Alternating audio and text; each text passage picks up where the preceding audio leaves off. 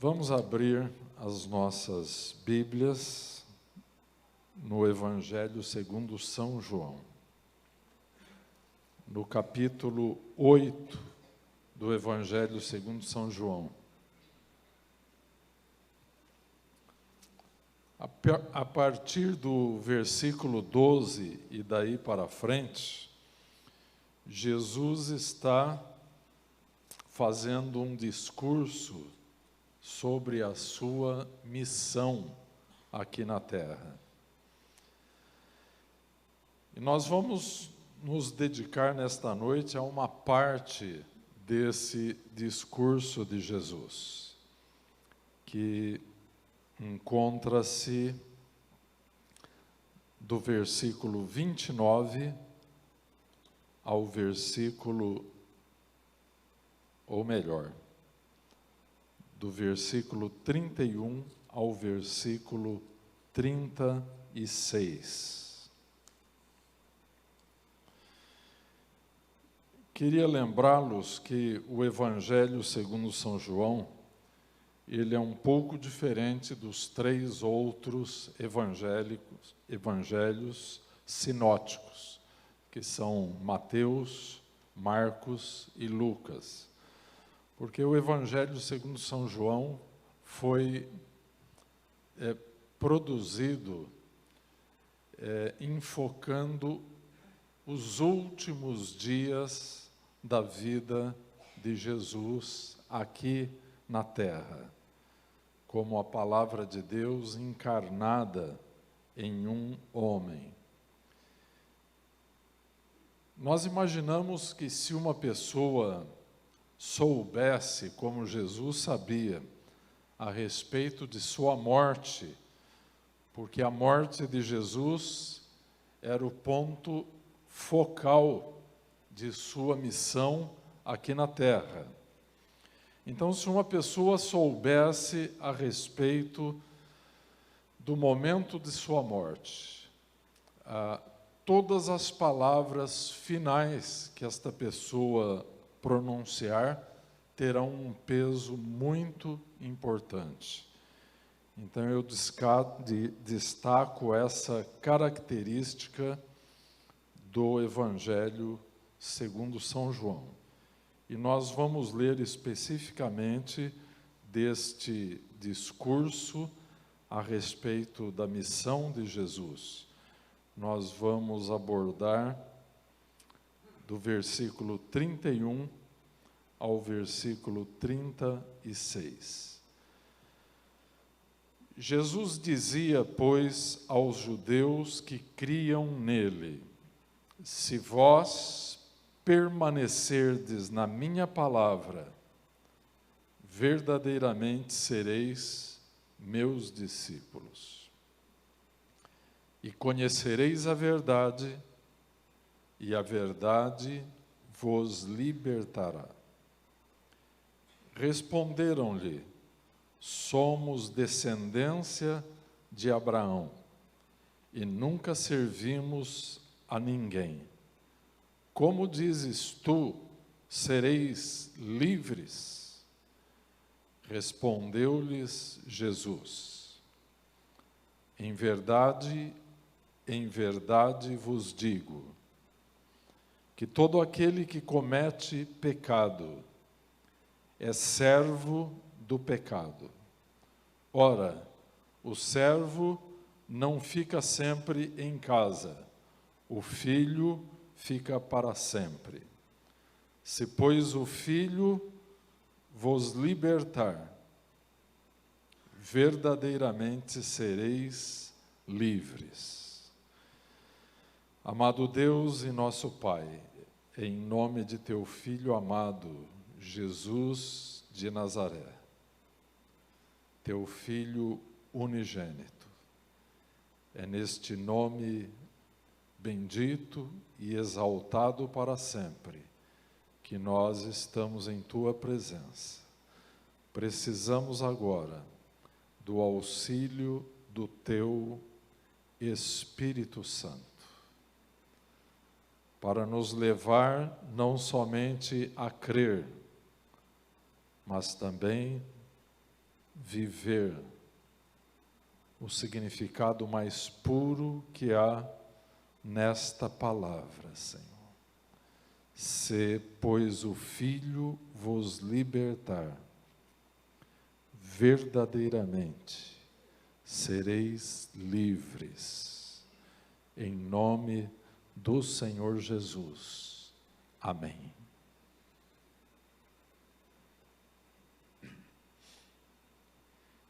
Eu gostaria de destacar 3 palavras-chaves que nós encontramos nesta passagem da Bíblia. A primeira palavra é a palavra perseverança, claramente subentendida no versículo 31. A outra palavra é a palavra escravidão. E, finalmente, a palavra liberdade.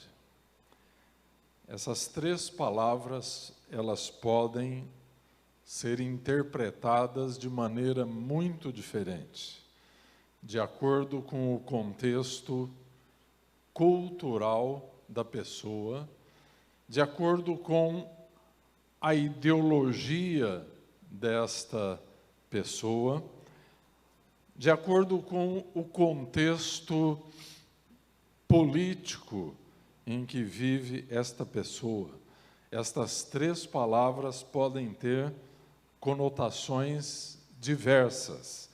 E, de fato, o texto demonstra claramente que os judeus a quem Jesus estava dirigindo esta palavra, o texto então demonstra que eles não compreenderam a essência da mensagem que eles estavam ouvindo de Jesus Cristo.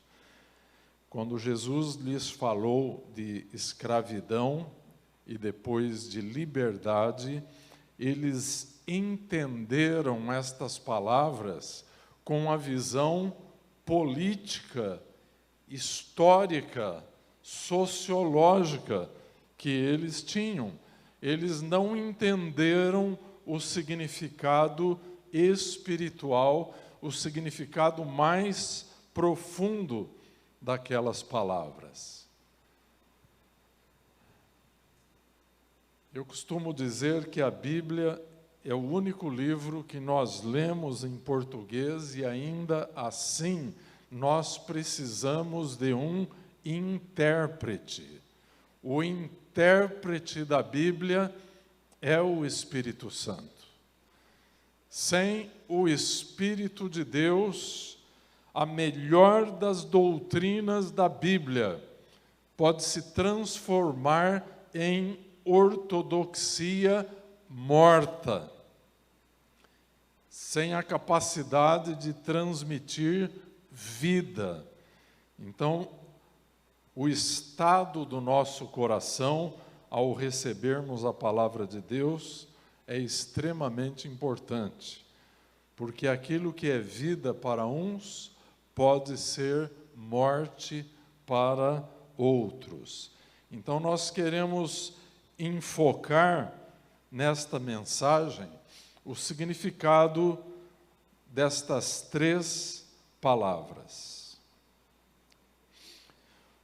O versículo 30, ele nos apresenta uma indicação de que, ao ouvirem estes últimos discursos de Jesus, muitos creram nele. É o que está escrito aqui no versículo 30. E no versículo 31, então, Jesus começa a fazer uma advertência importante. A quem? Aqueles muitos que creram em sua mensagem. E Jesus diz então: se vós permanecerdes na minha palavra, verdadeiramente sereis meus discípulos. Esta palavra permanecerdes, ela inspira o significado da perseverança na fé. Uma fé que será testada com o tempo. Uma fé que será provada pelo passar do tempo. E ela então demonstrará se ela tem raízes verdadeiras em Deus ou se ela foi o produto de emoções, ou se ela foi um mero fenômeno psicológico, ou se atendeu a um fenômeno religioso de massa. Então Jesus faz esta advertência. Porque, meus irmãos, uma coisa é começarmos o nosso caminho com Jesus. Outra coisa bem diferente é nós nos mantermos neste caminho com Jesus. Esses dias atrás, nós tivemos notícia do Maurão, um velho amigo aqui da igreja, que passou aqui por Prudentes e nos mandou um recado. Então, o Maurão tem aqueles bonequinhos que tem aquelas frases interessantes.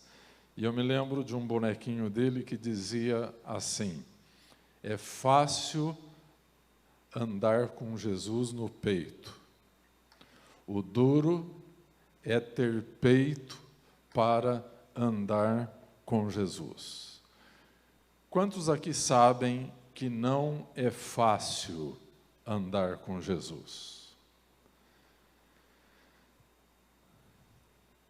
Então, a frase do bonequinho realmente é correta.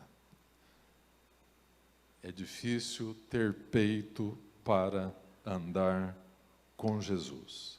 Razão pela qual ele faz esta advertência do versículo 31.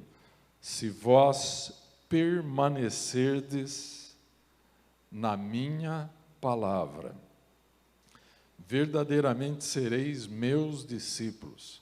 Aqui nós temos um teste da palavra na nossa vida.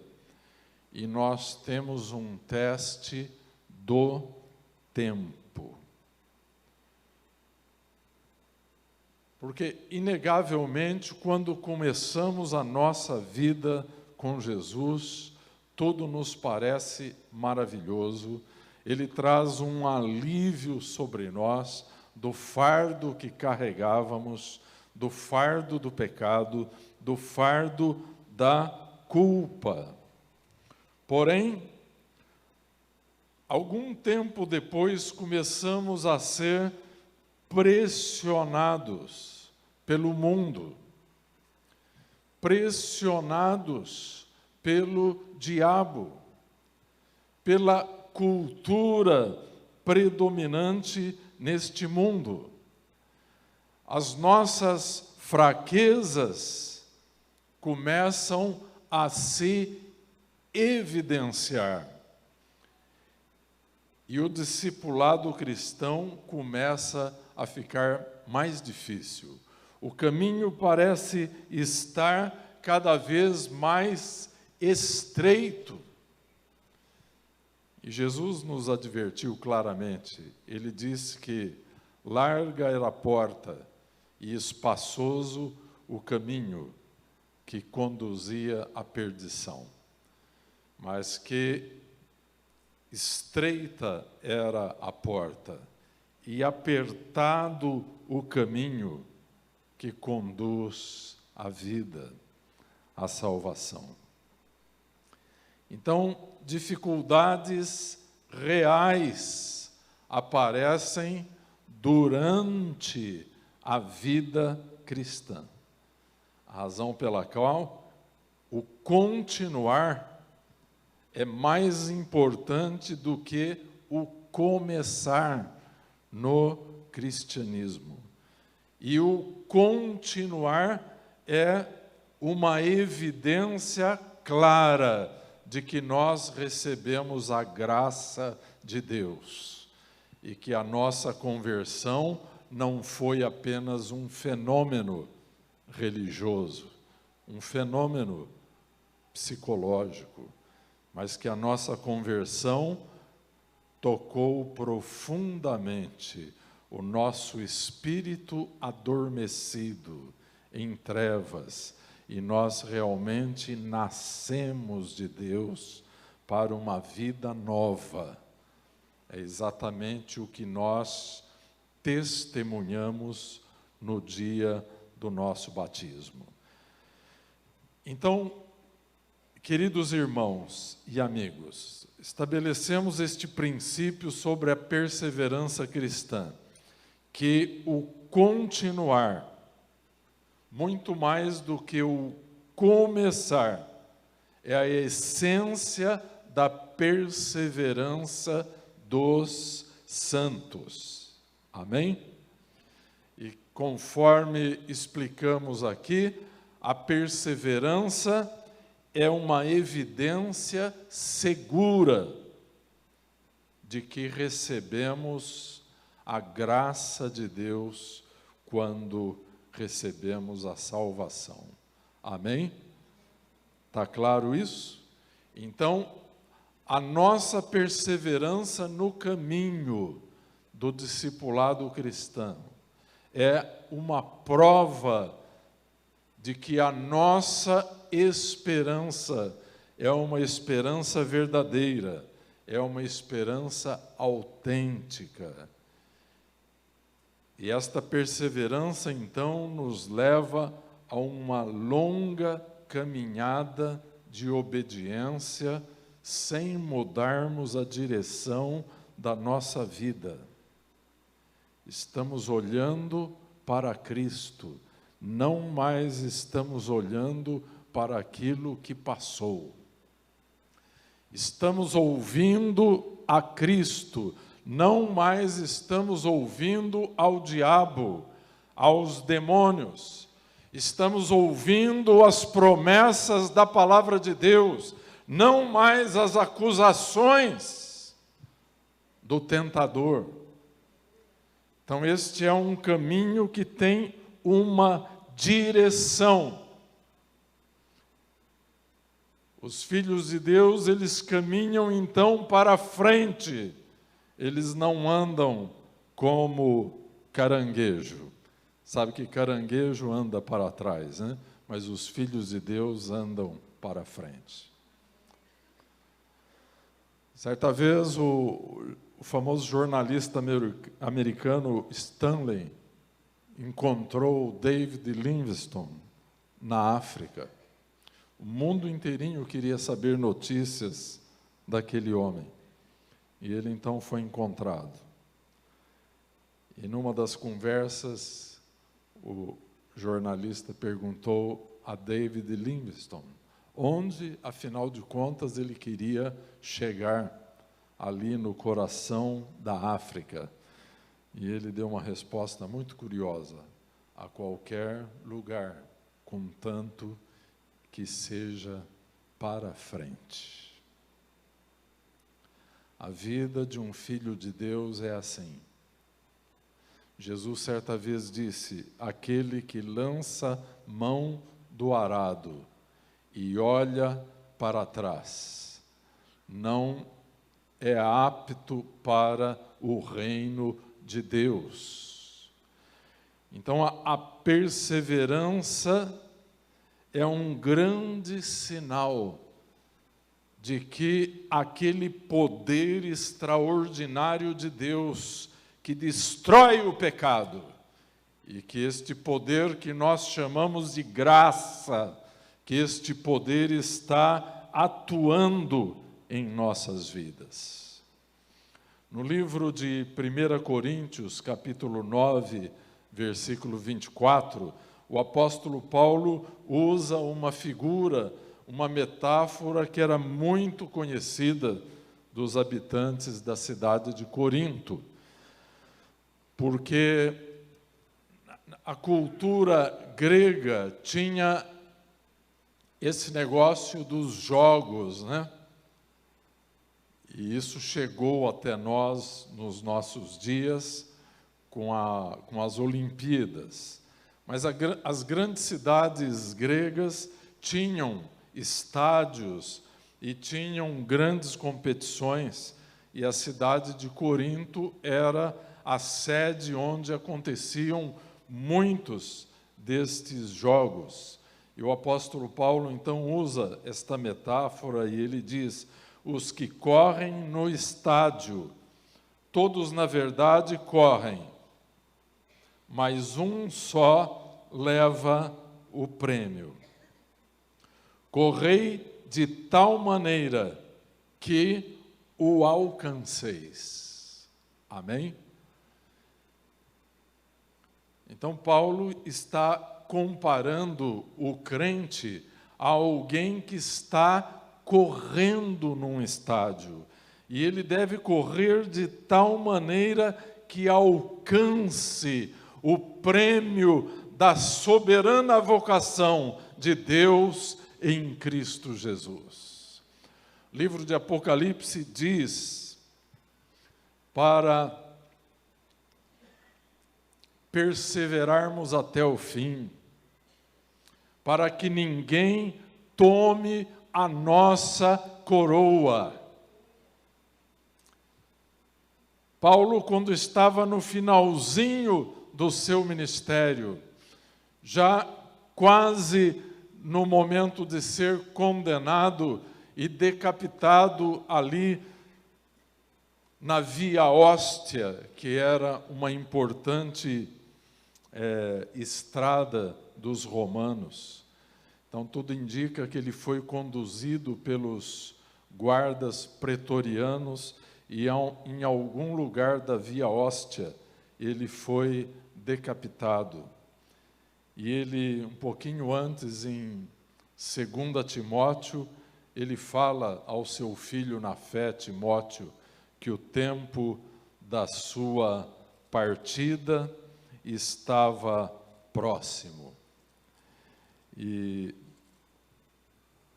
2 Timóteo é uma carta triste. Paulo estava deixando a igreja e ele está a caminho do lar celestial.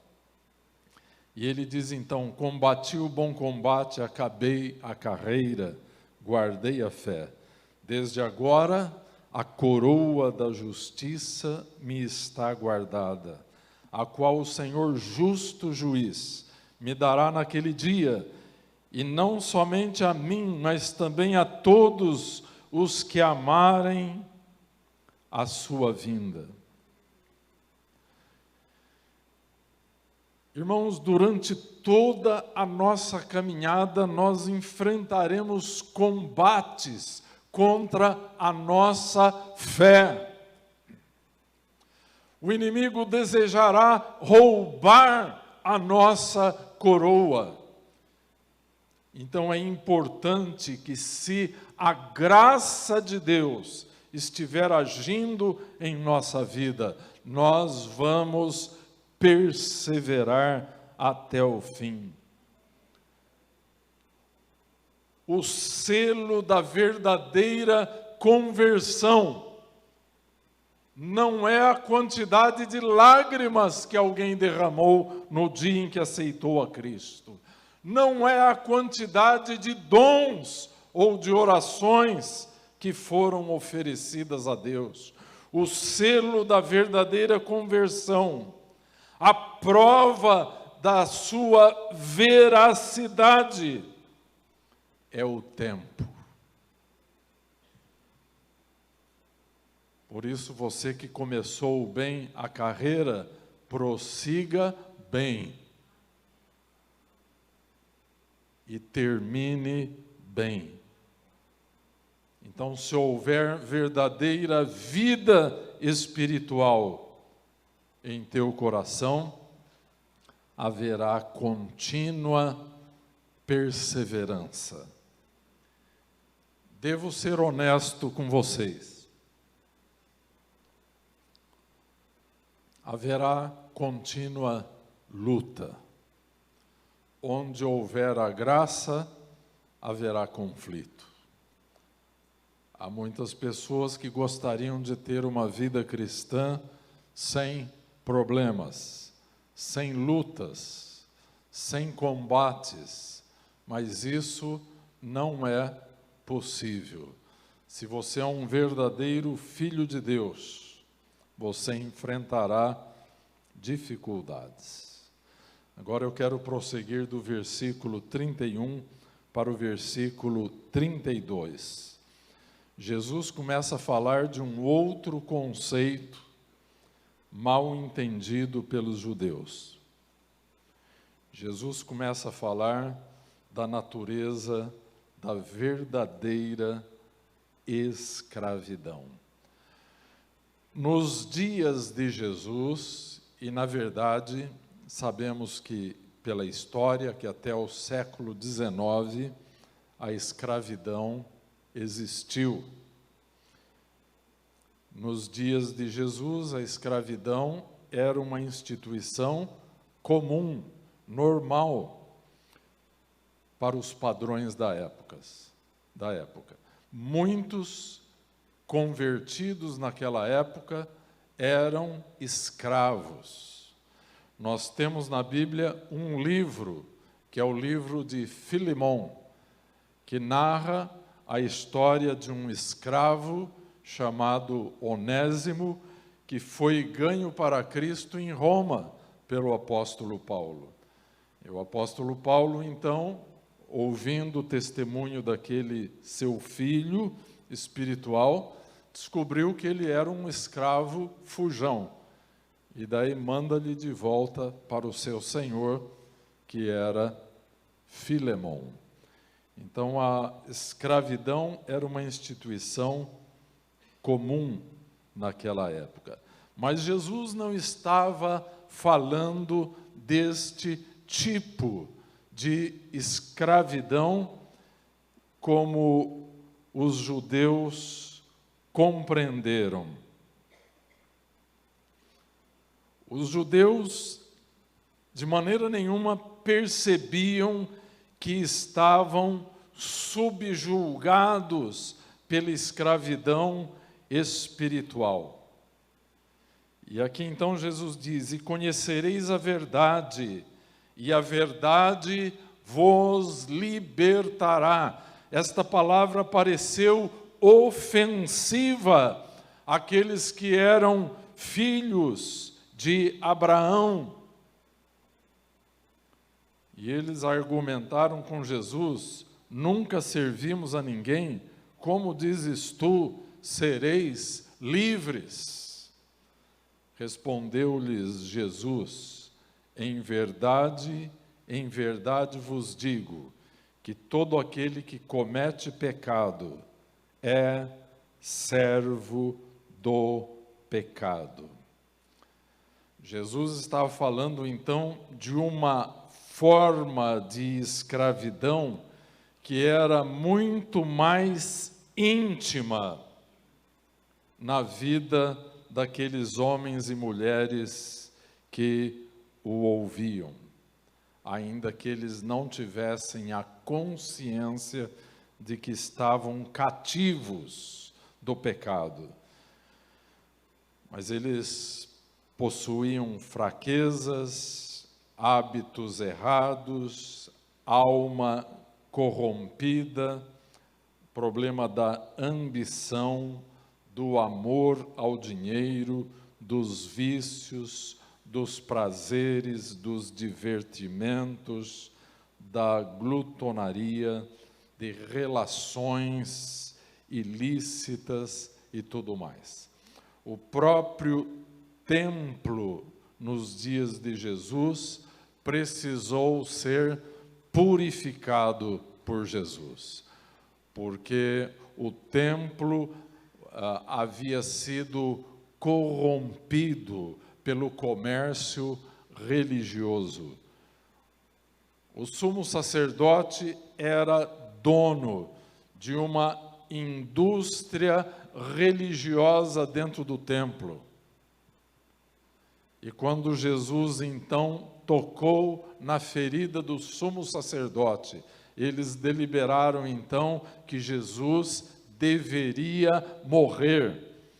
E eles forjaram um julgamento que foi uma ilegalidade para poderem condenar a Jesus. Então, o próprio templo estava infectado pelo espírito da cobiça, do amor ao dinheiro. E Jesus, então, derrubando a mesa dos cambistas, ele expulsou aqueles vendilhões do templo, e ele disse: a minha casa será chamada casa de oração, mas vocês a transformaram num covil de salteadores. Então Jesus tinha uma ideia muito clara do tipo de escravidão que aquele povo sofria. E às vezes é somente com o fogo da aflição e do sofrimento penetrando a alma do homem é que ele toma conhecimento da sua escravidão, da sua servidão ao pecado. Meus irmãos, a Bíblia nos mostra que o pecado é o mais cruel de todos os senhores, porque a Bíblia diz que o salário do pecado é a morte. O salário que o pecado paga àqueles que o servem é a morte. Então, onde você vai encontrar um Senhor tão cruel quanto o pecado neste mundo, que paga os seus fiéis servidores com a morte? E lá no livro de Romanos, então, Paulo revela esta realidade ao dizer que o salário do pecado é a morte, mas o dom gratuito de Deus é fazer a nossa alma viver eternamente. Então, tornar-se um verdadeiro cristão envolve uma mudança de senhorio sobre a nossa vida. Então, nós que outrora servimos ao pecado para a morte, agora servimos a Cristo para a vida. E a razão pela qual, meus irmãos, o Evangelho é pregado nesta e em outras igrejas, é exatamente para libertar homens e mulheres desta servidão ao pecado. Se estas pessoas não abrirem os seus olhos, se elas não caírem em si e se arrependerem dos seus pecados e se voltarem para Deus através de Jesus Cristo, estas pessoas receberão o salário que o pecado paga. E este salário, então, é a morte. Recentemente, numa conferência de pastores, eu achei um livro que foi recentemente publicado no Brasil. E esse livro é uma narrativa de mais de 200 casos de pessoas no momento da morte. E o nome do livro é O que eles disseram a um passo da eternidade. Então, vários escritores juntaram todas essas narrativas e transformaram estas narrativas em um livro muito interessante. E mostra, então, pessoas que foram tomadas totalmente pelo desespero no momento da morte e não conseguiram se arrepender. Por isso, meus irmãos, claramente o autor de Hebreus diz: se hoje ouvirdes a sua voz, não endureçais o vosso coração. Porque só há uma pessoa que conhece o que vai acontecer conosco depois, e esta pessoa é Deus. Nós temos um certo controle do momento presente, mas não sabemos o que virá depois. Portanto, um dos bens mais preciosos nesta vida é conservar um coração responsivo à voz de Deus. Conservar um coração contrito, humilde, quebrantado. Sermos pessoas que ainda podem se arrepender. Porque este livro conta depoimentos terríveis de pessoas que chegaram no momento da morte e não estavam prontas para morrer, não criam em Jesus ou não quiseram crer nele enquanto viveram e chegaram no momento da morte de uma forma tenebrosa. E conta depoimentos maravilhosos de pessoas que perseveraram até o fim. E sabe, meus irmãos, a morte é o momento culminante da nossa vida aqui na Terra. É como o estudante que ficou muitos anos numa universidade, estudando arduamente, ali sendo provado e sendo qualificado para alguma carreira.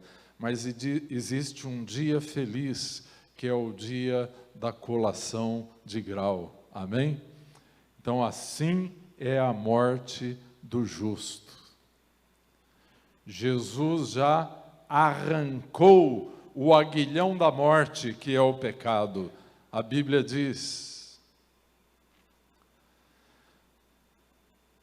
para nós, filhos de Deus, a vida e não a morte é a natureza da nossa existência. Amém? A morte não pode mais nos reter, ela não pode mais nos amedrontar. Aleluia! Glória a Deus por isso. Houve um pastor puritano, ele que foi pastor de Oliver Cromwell, na Inglaterra, John Owen. E ele escreveu um livro intitulado A Morte da Morte, na Morte de Cristo. Quando Jesus entregou o seu Espírito por nós ali na cruz do Calvário, derramando ali o seu sangue para nos purificar, o aguilhão da morte foi arrancado. Amém? Aleluia! E a grande vitória de um cristão é sobre a morte. Portanto, isso reforça a tese que venho tratando aqui com vocês. O tempo é o selo do verdadeiro cristão. aquele que persevera até o fim, aquele que crê até o fim, aquele que ama até o fim. Não basta ter perseverado por um bom tempo e depois ter abandonado a graça, abandonado a Cristo. Feliz é aqueles que têm os olhos abertos e que podem se arrepender. O objetivo da igreja, o objetivo deste púlpito é funcionar como um instrumento através do qual o Evangelho seja pregado e seja conhecido. Mas nós queremos fechar aqui com uma terceira palavra que os judeus não entenderam muito bem. No versículo 36. Se, pois, o Filho vos libertar, verdadeiramente sereis livres. Aqui se refere ao Filho de Deus, Jesus Cristo. Então, se Ele vos libertar, verdadeiramente sereis livres. Jesus aqui está falando sobre algo muito mais profundo e muito mais importante do que a liberdade religiosa, do que a liberdade política, do que a liberdade de imprensa, mais importante do que a liberdade na economia, todas estas coisas que podem ser consideradas politicamente corretas. Mas Jesus está enfocando aqui a verdadeira liberdade, meus irmãos. Vai muito além do significado político, cultural, econômico, vai muito além de todas estas liberdades que os judeus cuidavam ter.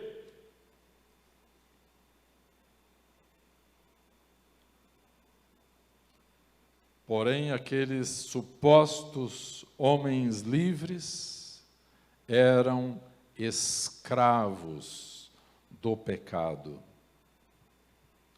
Somente pessoas que receberam a Cristo, o Filho de Deus, como Senhor e Salvador de suas vidas, foram libertas desta forma aviltante, insidiosa de escravidão que sempre existiu, meus irmãos.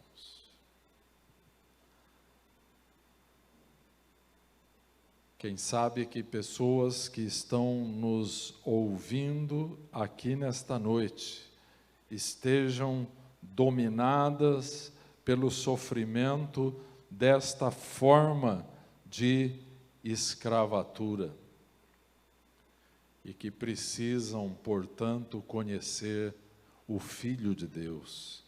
Se, pois, o Filho vos libertar, verdadeiramente sereis livres. Livres do pecado, livres da culpa terrível que o pecado deixa, livre das consequências que o pecado traz, livres pelo poder do sangue do Senhor Jesus Cristo derramado na cruz do Calvário, livres ao ponto de poder olhar para aquele dia da prestação de contas e do juízo sem medo, sabendo, como disse Paulo aos Romanos, nenhuma condenação há para aqueles que estão em Cristo Jesus, para aqueles que já morreram para o pecado, nenhuma condenação há. Você, meu irmão, meu amigo, saiba, Jesus jamais te dará uma liberdade condicional, Ele te dá uma liberdade total. Amém? Aleluia. Eu me lembro certa vez que eu era novo convertido e o meu pastor ia até o Paraná para fazer uma visita num presídio. Como eu nunca havia visitado um presídio, eu gostei muito da ideia de ir e fui então com ele. Nós fomos então visitar o Diabo do Paraná. E entramos então naquela penitenciária e passamos por várias portas que foram abertas com chaves e correntes e com aquele barulho todo das correntes, e fomos passando, eu acho que passamos por 3 daquelas portas até chegarmos, e eu estava com uma expectativa, como será esse homem, o Diabo do Paraná? E quando chegamos até ele, era um homem cheio do poder do Espírito Santo. Os seus olhos brilhavam. Por trás daquela barba espessa e aquele cabelo comprido, haviam 2 olhos como centelhas de fogo. Aquele homem estava cheio da presença de Jesus, cheio do poder do Espírito Santo. Ele foi salvo. Aleluia. E foi para mim uma experiência muito interessante naquela primeira visita que fiz a uma penitenciária. Posteriormente fui várias vezes em penitenciárias, mas aquela vez foi uma experiência surpreendente, porque pelo nome que davam ao ex-bandido, eu fazia a ideia de que encontraria ali realmente um escravo do pecado, da violência, do espírito de morte, porque ele fora responsável por vários assassinatos e era um assassino frio, cruel, mas conheceu a Cristo e a sua vida foi transformada. Agora, aquele homem estava dentro de uma penitenciária, mas ele estava livre pelo poder do Espírito Santo. Uma penitenciária não pode tirar a liberdade de um filho de Deus, nem mesmo a morte pode tirar a liberdade verdadeira que um filho de Deus tem. Agora nós precisamos nos arrepender.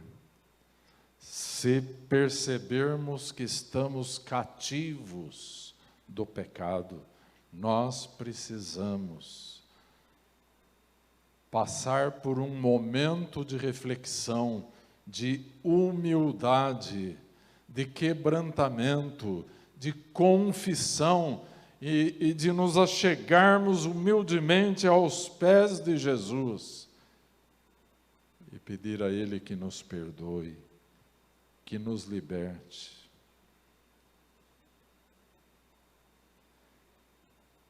Me lembro aqui de uma frase de um escritor francês, ficou famoso como o poeta dos adolescentes, mas ele escreveu algumas coisas interessantes, foi Albert Camus, e ele diz que o homem só começa a ser livre quando descobre que não é livre.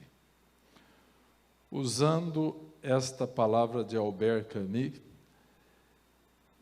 no sentido cristão, é no momento em que nos vemos cativos, é que pedimos socorro, que pedimos por libertação. E esta palavra salvação na língua grega em que foi escrito o Novo Testamento, quer exatamente dizer, sotéria, quer dizer libertação. Imagine as mãos acorrentadas, e num dado momento, por uma ação soberana de um Deus amoroso, misericordioso e todo-poderoso, diante das súplicas de um coração arrependido, as correntes se quebram. Isto é salvação, meus irmãos. Nós precisamos viver como homens e mulheres de Deus, livres do tormento do pecado, livres. Se você não tem esta liberdade, que a Bíblia chama de a liberdade dos filhos de Deus, não dê descanso à tua alma, enquanto você não puder experimentá-la, experimentar a liberdade.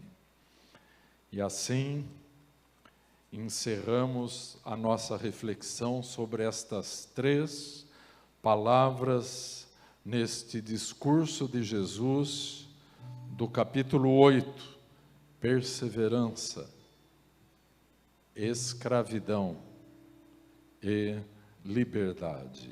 Amém? Aleluia. Vamos orar neste momento. Eu te convido a ficar de pé.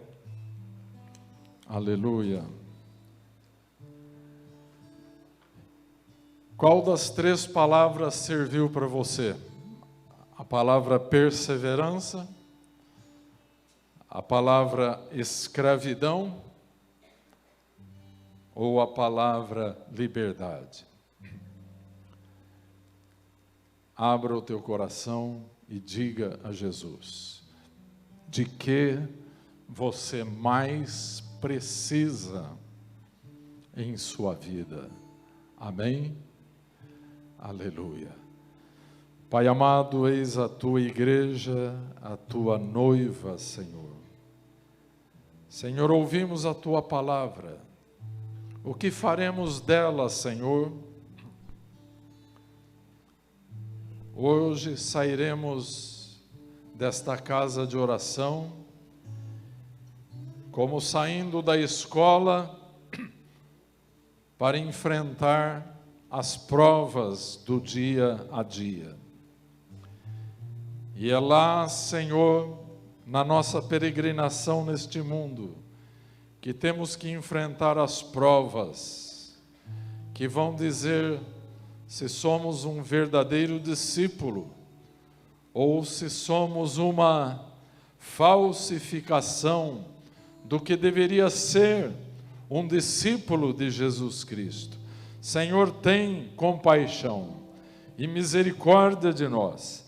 Dá-nos um coração profundamente humilde, contrito e arrependido, Senhor, para desfrutarmos a liberdade espiritual comprada para nós na cruz do Calvário, pelo sangue do Senhor Jesus Cristo. Ó Deus, ajuda-nos a perseverarmos neste caminho, a cada dia, a cada momento, a cada prova, a cada alegria, a cada lágrima, e assim ajuda-nos a chegarmos até aquele dia da consumação final de nossa peregrinação. Ó Deus, sê conosco, por amor do Teu nome, por amor de Teu Filho Jesus, nós clamamos a Ti, Senhor. Abençoamos a Tua amada igreja, Senhor. Que Tu tenhas aqui um povo que tenha simplicidade no arrependimento. Que nós não sejamos como estes judeus do capítulo 8 de João, que argumentaram com Jesus.